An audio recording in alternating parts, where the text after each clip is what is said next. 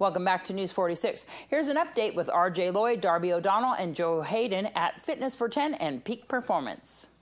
I dislocated my kneecap and it hurts real bad.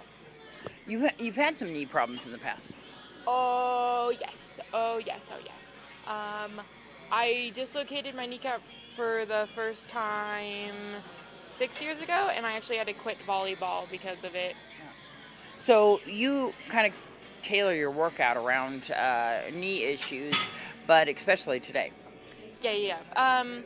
I usually try and be a little bit more sensitive with my knee, considering my past knee issues, but after a while of working out, it usually gets better. It doesn't hurt or anything anymore, so I could actually put more weight onto it.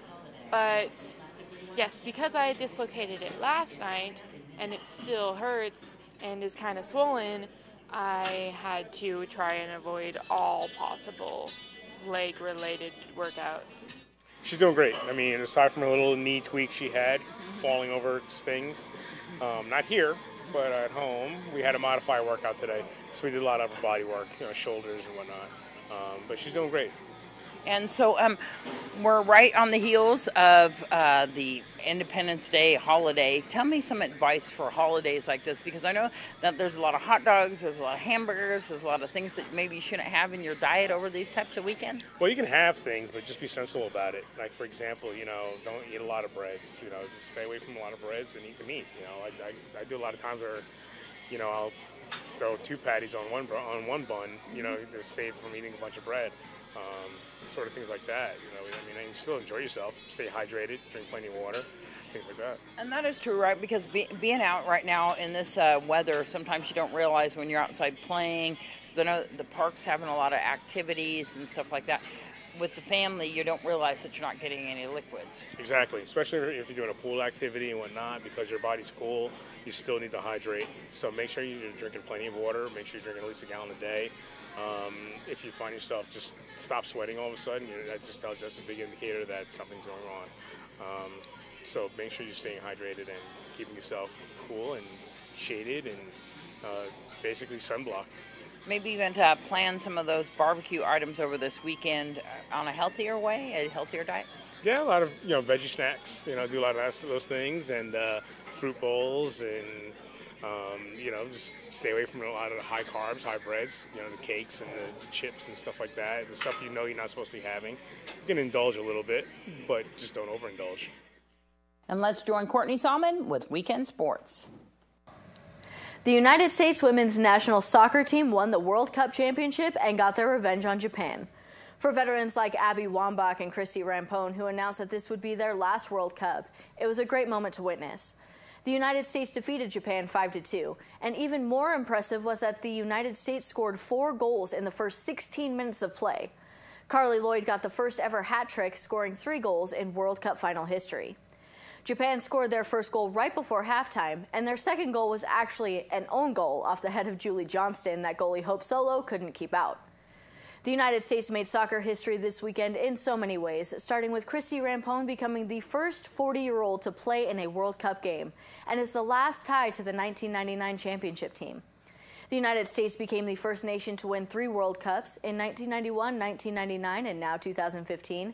And Carly Lloyd became the first American to win the Golden Ball Award since 1991 for her 6 goals and 1 assist in the tournament. She's the first person ever, man or woman, to score a hat trick in the final, let alone do it in 16 minutes with 1 of those goals from midfield.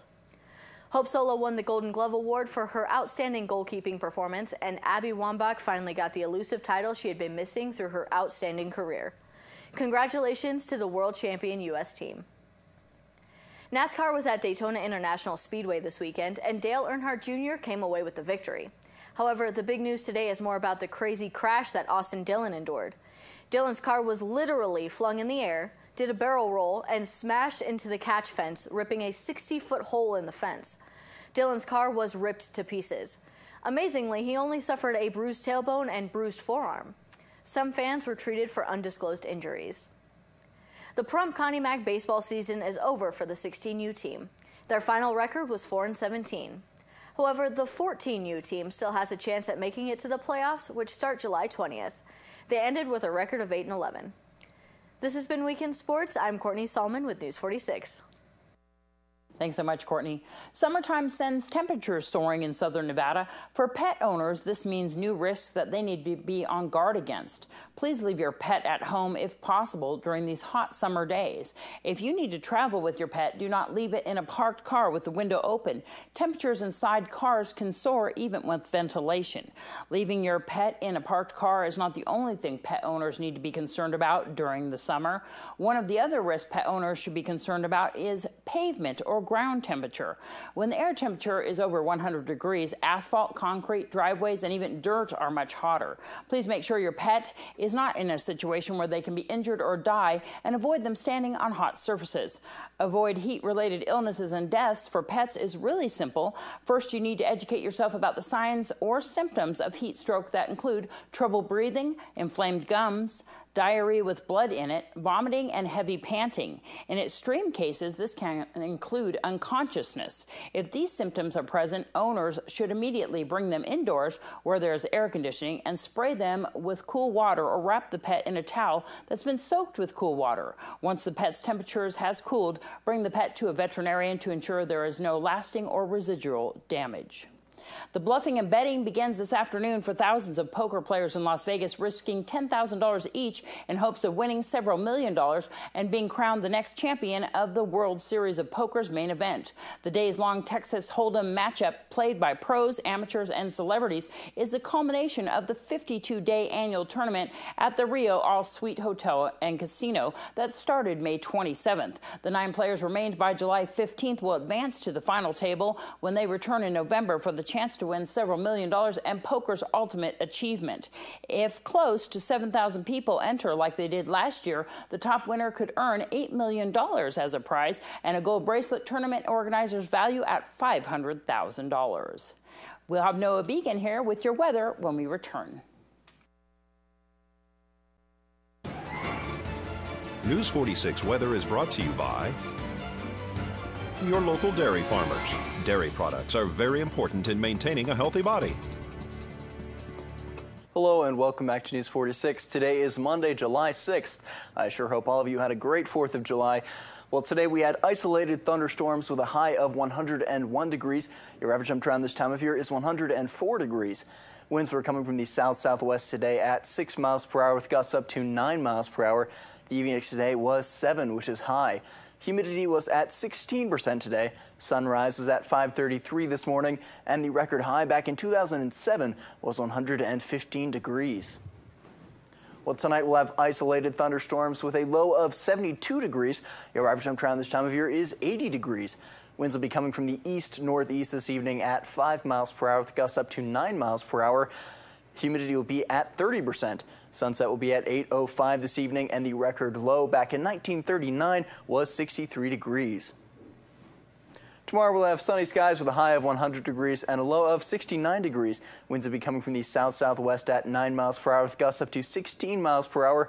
Humidity will be at 20%. Sunrise will be at 5:34 tomorrow morning, and the UV index will be 10, which is very high. For our 7-day forecast, we have sunshine all the way across the board. Your high temperatures will be starting off at 100 degrees tomorrow. That will be working its way down to 91 degrees on Thursday. And from there, it'll be working its way up, getting up to 101 degrees by next Monday.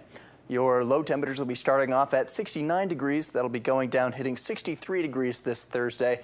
And then that will also be working its way up to 71 degrees by next Monday. Thanks, Noah. I'm looking forward to that cooler weather. Well, that's going to do it for this edition of News 46 from everyone up here at KPVM TV and all of our listeners out there on 95.9 K8's Country. Have a great night. We'll see you back here tomorrow.